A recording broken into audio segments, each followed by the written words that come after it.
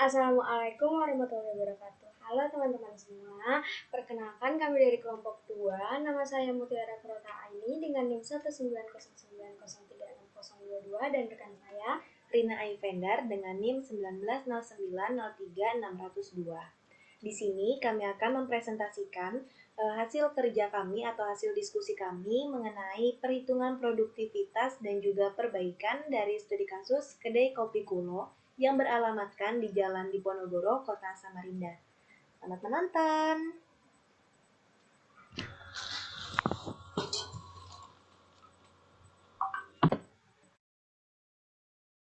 Ya, jadi di sini seperti yang tadi di awal udah dikatakan gitu bahwa kami akan menjelaskan tentang produktivitas dan juga perbaikan dari studi kasus kedai kopi kulo yang beralamatkan di Jalan Pangeran Diponegoro, Kota Samarinda.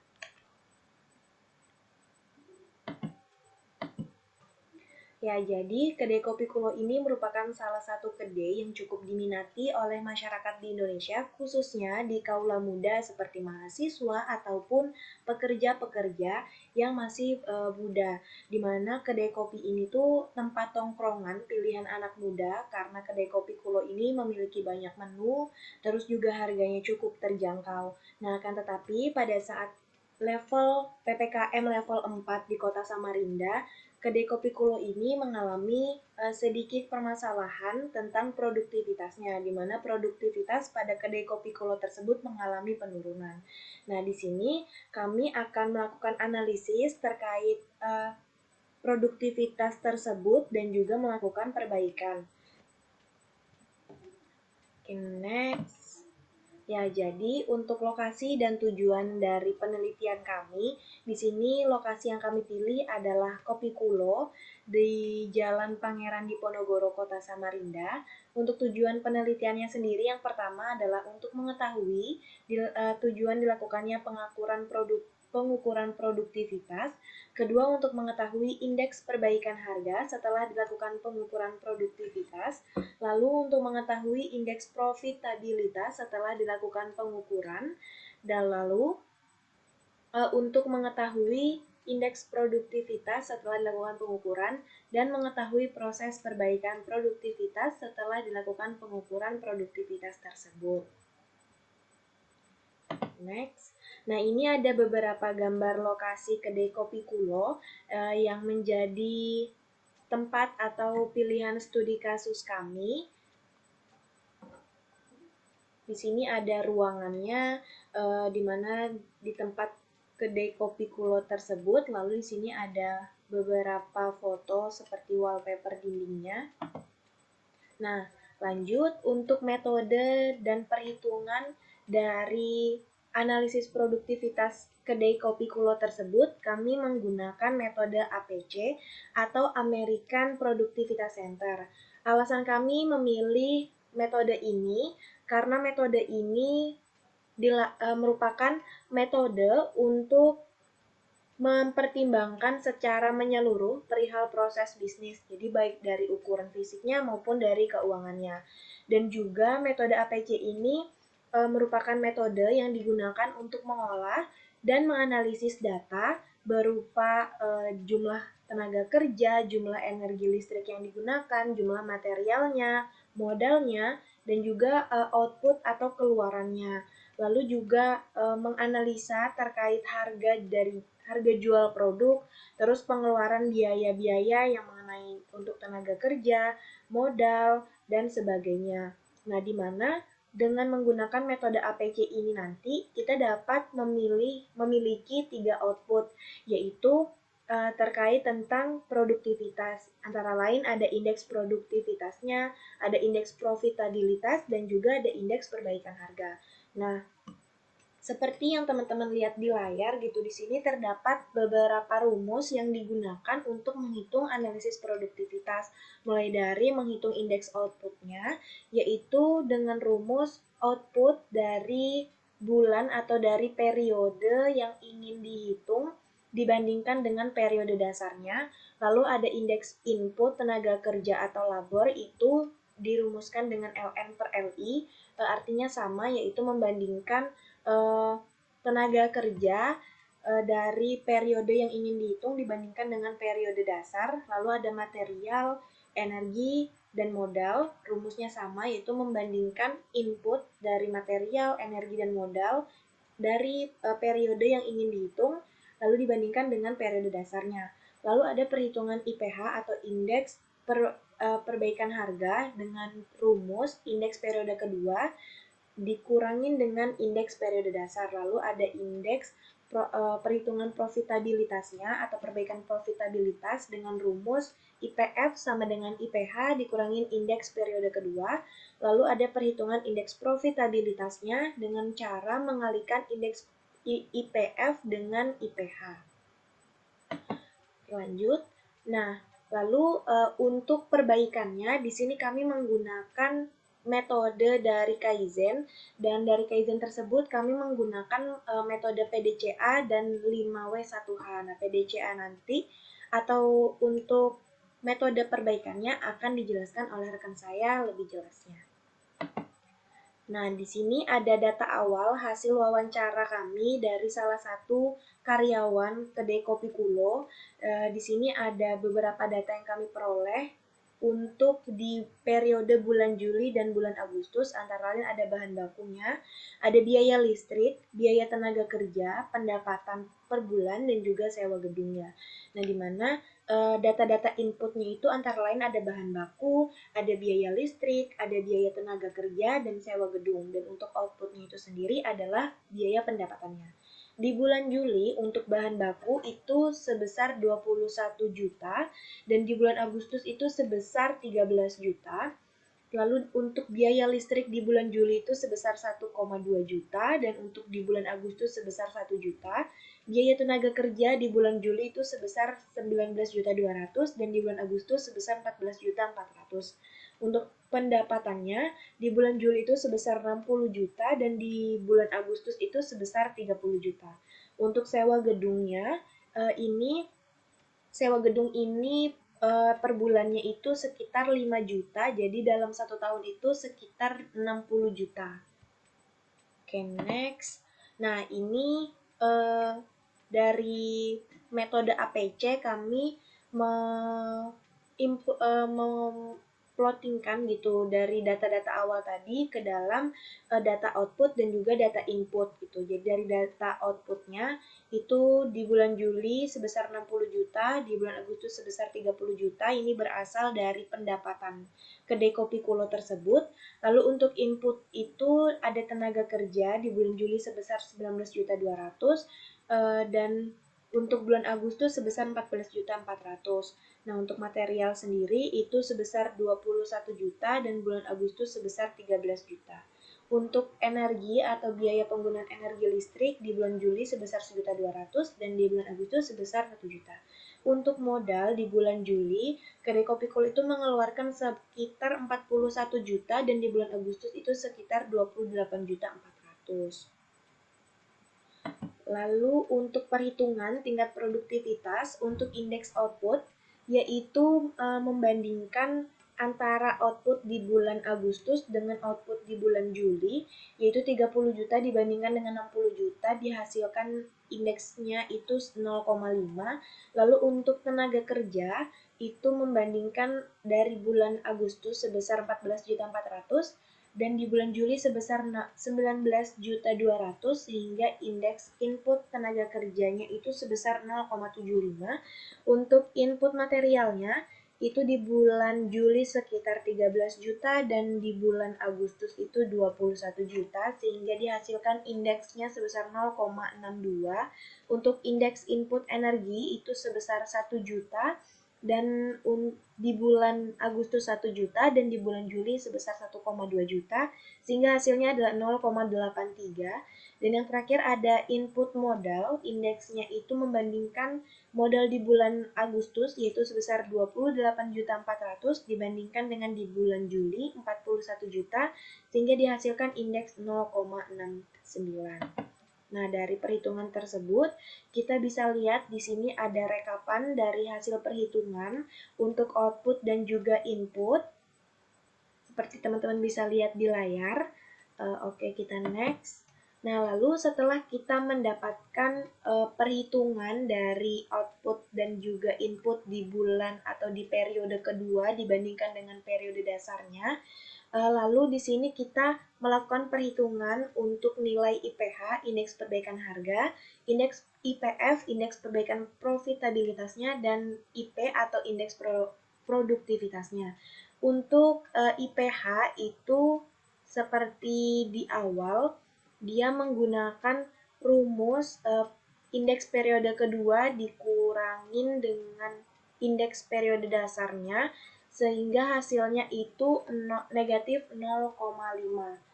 Kalau kita lihat untuk kita kembali, untuk indeks periode kedua itu sebesar 0,5, lalu untuk indeks periode dasarnya itu diasumsikan dengan satu semua, sehingga dihasilkan untuk indeks perbaikan harganya itu negatif 0,5.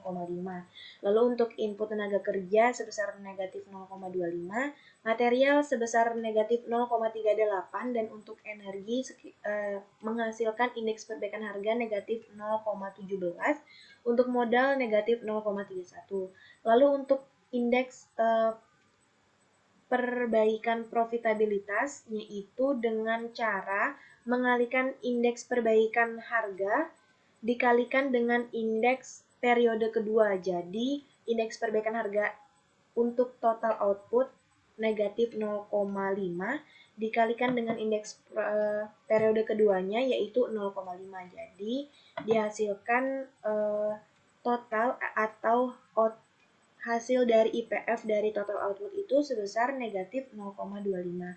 Lalu untuk input tenaga kerja dengan rumus yang sama, yaitu mengalihkan indeks perbaikan harga dari input tenaga kerja dikalikan dengan indeks periode kedua untuk input tenaga kerja. Jadi negatif 0,25 dikalikan dengan 0,75 sehingga hasilnya adalah negatif 0,1875. Untuk hasil IPF dari input material itu dengan rumus yang sama menghasilkan negatif 0,2359. Lalu untuk hasil perhitungan IPF untuk input energi itu sebesar negatif 0,1411. Lalu untuk IPF input modal itu sebesar negatif 0,2139. Nah, lalu setelah kita mendapatkan hasil IPH dan juga IPF, lalu kita menghitung indeks produktivitasnya, maksud saya di sini dengan rumus IPF dibagi dengan IPH. Jadi hasil indeks produktivitas dari total output itu sebesar 0,5, untuk input tenaga kerja sebesar 0,75, untuk input material sebesar 0,62, untuk input energi sebesar 0,83, dan untuk input modal sebesar 0,69. Nah, dari hasil indeks profitabilitasnya ini, maksud saya untuk IP atau indeks produktivitasnya, kita dapat ketahui bahwa pada kedai kopi Kulo tersebut masih memiliki produktivitas yang menurun dari bulan Juli ke bulan Agustus gitu. Terlihat dari hasil IP-nya yaitu di bawah atau kurang dari satu semua. Nah, jadi untuk produktivitas di bulan Agustus itu mengalami penurunan dari bulan Juli. Nah, setelah kita mendapatkan atau mengetahui hasil bahwa ternyata di kedai kopi Kulo ini mengalami penurunan produktivitas, maka kita perlu melakukan perbaikan. Nah, untuk perbaikannya ini akan dijelaskan oleh teman saya. Jadi, kepada teman saya persilahkan.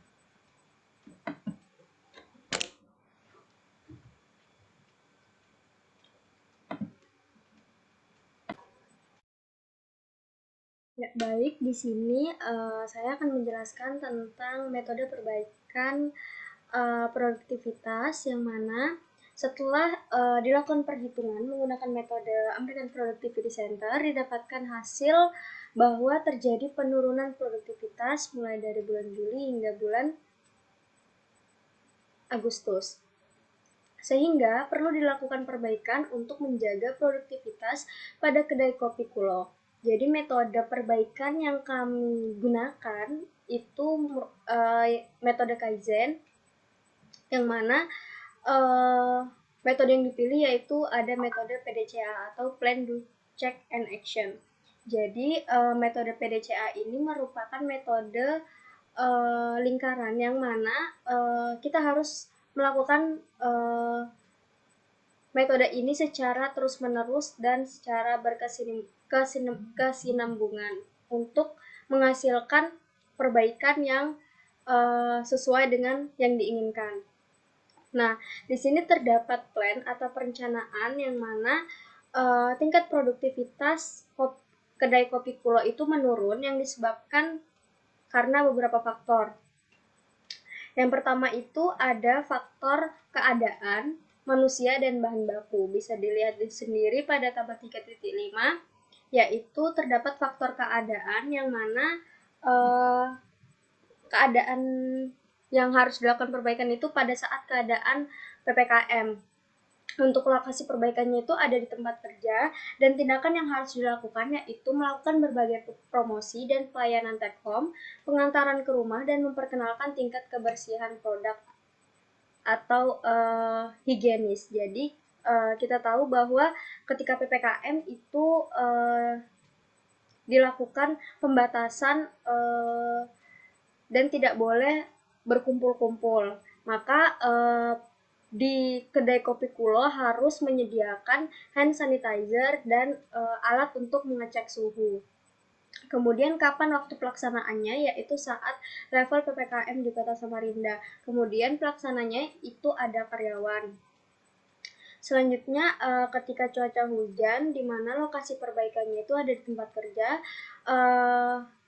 perbaikan yang harus dilakukan yaitu menciptakan tempat yang nyaman, baik saat hujan ataupun saat cuaca sedang panas, serta menyediakan berbagai menu panas yang cocok disantap saat musim hujan. Jadi waktu perbaikannya itu saat musim hujan, dan pelaksananya yaitu karyawan. Kita tahu bahwa kafe-kafe pada umumnya pasti menyediakan minuman yang dingin, sehingga ketika cuaca hujan banyak pelanggan yang memilih untuk tidak ke kafe karena karena minumannya yang dingin. Maka perlu disiapkan menu minuman atau makanan yang panas sehingga cocok disantap pada saat musim penghujan. Kemudian di sini ada faktor manusia yang mana faktor manusia itu terburu-buru ketika menyiapkan pesanan. Jadi lokasi perbaikannya itu ada di dapur. Kemudian yang harus dilakukan yaitu melakukan manajemen waktu yang baik pada saat pesanan datang dan proses pembuatan berlangsung agar pekerja tidak terburu-buru pada saat membuat pesanan. Waktu dilakukannya perbaikan yaitu pada saat membuat pesanan, dan yang melakukan perbaikan itu adalah rekan kerja atau karyawan. Selanjutnya ada faktor manusia yaitu tidak disiplin, di mana lokasi perbaikan itu ada di tempat kerja. Yang harus dilakukan yaitu mengingatkan yang bersangkutan dan juga melakukan sistem absensi agar terdata dengan baik siapa yang datang telat. Kemudian waktu dilakukan perbaikan yaitu sebelum dimulai pekerjaan, dan yang melakukan perbaikan itu adalah karyawan atau manajer dan atau pemilik usaha. Jadi hal ini dilakukan agar para karyawan itu dapat datang tepat waktu, sehingga pada saat pengunjung datang itu karyawan itu sudah siap untuk melayani pengunjung atau pelanggan.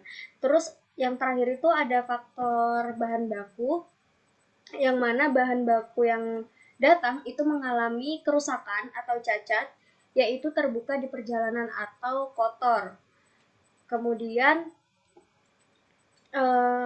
lokasi perbaikan yaitu tempat supplier, dan hal yang harus dilakukan yaitu memberitahukan supplier terhadap kondisi barang yang datang dan melakukan pengecekan setiap barang yang datang. Waktu dilakukan perbaikan yaitu setiap barang datang, dan yang melakukan perbaikan itu adalah karyawan. Nah, selanjutnya itu ada do atau pelaksanaan. Setelah dilakukan plan atau perencanaan itu, maka dilanjutkan dengan tahap selanjutnya yaitu pelaksanaan.